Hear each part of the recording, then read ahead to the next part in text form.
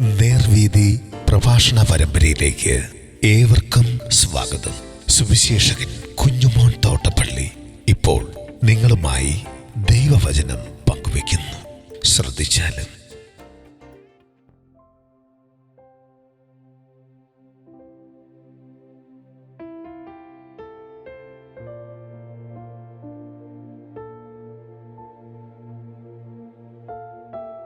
മുടിയനായ പുത്രൻ. ദൈവനാമത്തിന് മഹത്വമുണ്ടാകട്ടെ.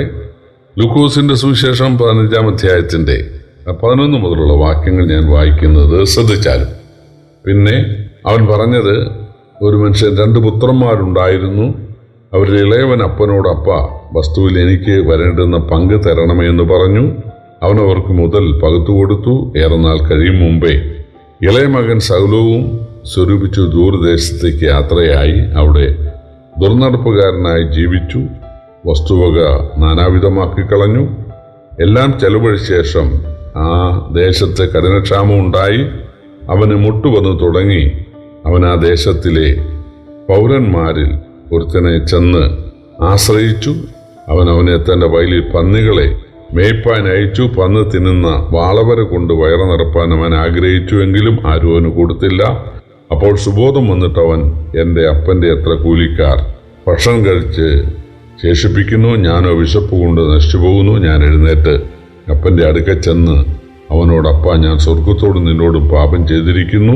ഇനി നിന്റെ മകൻ എന്ന പേരിന് ഞാൻ യോഗ്യനല്ല. നിന്റെ കൂലിക്കാരിൽ ഒരുത്തനെ പോലെ എന്നെ ആക്കണമേ എന്ന് പറയുമെന്ന് പറഞ്ഞു. അങ്ങനെ അവൻ എഴുന്നേറ്റ് അപ്പൻ്റെ അടുക്കൽ ചെന്നു. ദൂരത്ത് നിന്ന് തന്നെ അപ്പൻ അവനെ കണ്ടു. മനസ്സലിഞ്ഞ് ഓടിച്ചെന്ന് അവനെ കഴുത്ത് കെട്ടിപ്പിടിച്ച് ചുംബിച്ചു. മകൻ അവനോട്, അപ്പ, ഞാൻ സ്വർഗത്തോട് നിന്നോട് പാപം ചെയ്തിരിക്കുന്നു. ഇനി നിന്റെ മകൻ എന്ന് വിളിക്കപ്പെടുവാൻ ഞാൻ യോഗ്യനല്ല എന്ന് പറഞ്ഞു. അപ്പൻ തൻ്റെ ദാസന്മാരോട്, വേഗം മേൽത്തരമായ അങ്കി കൊണ്ടുവന്നതിനെ ധരിപ്പിപ്പീൻ, ഇവൻ്റെ കൈക്ക് മോതിരവും കാലിന് ചെരുപ്പും ഇടുവിപ്പീൻ, തടിച്ച കാളക്കുട്ടിയെ കൊണ്ടുവന്ന് അറുപ്പീൻ, നാം തിന്ന് ആനന്ദിക്കാം. ഈ എൻ്റെ മകൻ മരിച്ചവനായിരുന്നു, വീണ്ടും ജീവിച്ചു, കാണാതെ പോയിരുന്നു, കണ്ടു കിട്ടിയിരിക്കുന്നു എന്ന് പറഞ്ഞു. അവർ ആനന്ദിച്ച് തുടങ്ങി. കർത്താവായ യേശുക്രിസ്തു പറഞ്ഞ മുടിയനായ പുത്രന്റെ ഉപമ അറിഞ്ഞുകൂടാത്ത, കേട്ടിട്ടില്ലാത്ത ആരും തന്നെയില്ല. കാരണം രാഷ്ട്രീയക്കാർക്ക് ഇത് വളരെ ഇഷ്ടമുള്ള ഒരു ഉപമയാണ്. അവർ പറയുന്നത് ബൈബിളിലെ ദൈവം സ്നേഹമുള്ള ദൈവമാണ്. അതുകൊണ്ട് നാം എങ്ങനെ ജീവിച്ചവരാണെങ്കിലും മാനസാന്തരപ്പെട്ടാൽ, ദുഃഖിച്ചാൽ, അനുദപിച്ചാൽ, പശ്ചാത്തപിച്ചാൽ, അത് ഏറ്റുപറഞ്ഞാൽ ദൈവം കൈക്കൊള്ളും. ഇതാണ് മുഴുവൻ ആളുകളും പറയുന്നത്. നമ്മൾ എന്തെല്ലാം നഷ്ടപ്പെടുത്തിയ ആളുകളാണെങ്കിലും ദൈവം അതെല്ലാം തിരികെ തരും. ഇതാണ് പലരും പഠിപ്പിക്കുന്നത്. പ്രിയപ്പെട്ടവരെ, അതല്ല ഈ കഥയുടെ അല്ലെങ്കിൽ ഈ ഉപമയുടെ സാരാംശം.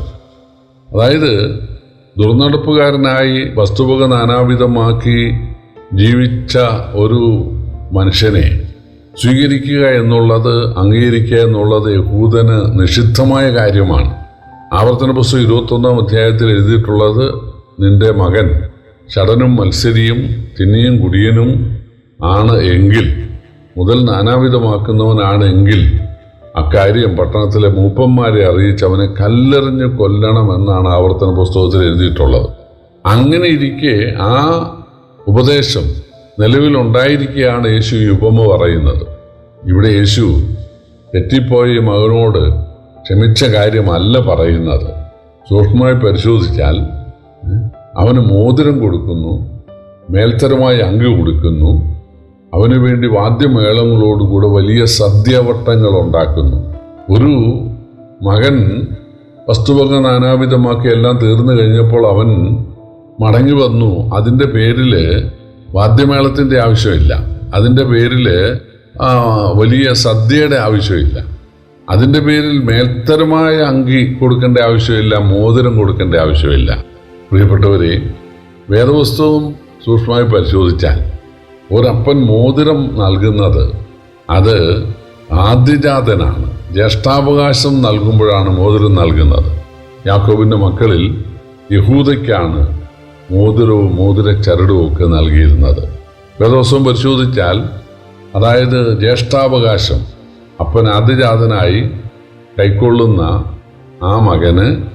ഒരു മേൽത്തരമായ അങ്കിയും അതുപോലെ കൈക്ക് മോതിരവും നൽകാറുണ്ട്.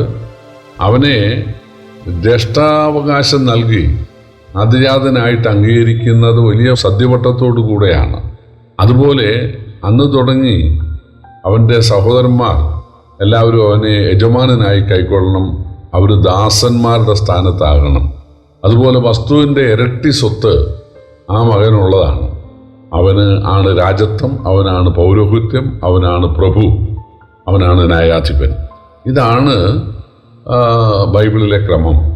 അപ്പൻ്റെ കാലശേഷം കുടുംബയാഗപീഠത്തിൽ യാഗം കഴിക്കാനുള്ള അവകാശം അവനാണ്.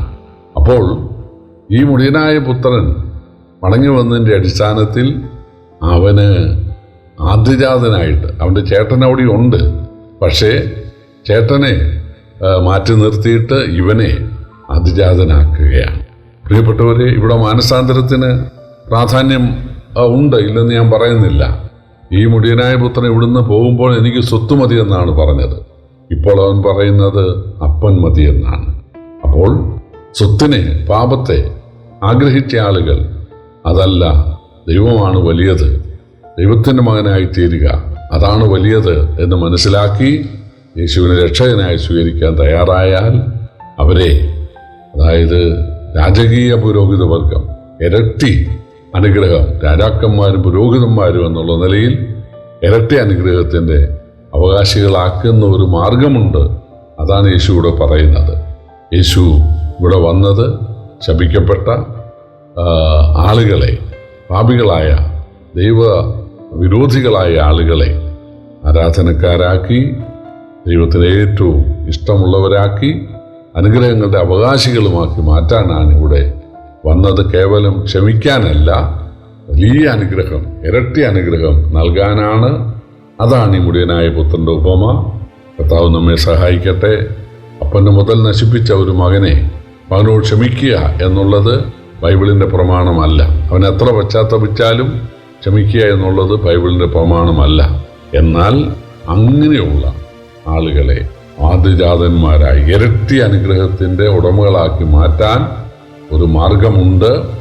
അതിനാണ് യേശു വന്നത്. യേശു അതിനാണ് അവരുടെ ശിക്ഷ ഏറ്റെടുത്തത്. അതിനാണ് യേശു കുരിശിൽ രക്ഷാമാർഗം ഒരുക്കിയത്. ആ യേശുവിനെ ആശ്രയിച്ചാൽ തീർച്ചയായിട്ടും യേശു ഈ അനുഗ്രഹങ്ങൾ നൽകും. അതാണ് ഈ പാഠം നമ്മെ പഠിപ്പിക്കുന്നത്. കർത്താവ് നമ്മെ സഹായിക്കട്ടെ. കർത്താവിൻ്റെ വിലയേറിയ നാമം വാഴ്ത്തപ്പെടുമാറാകട്ടെ.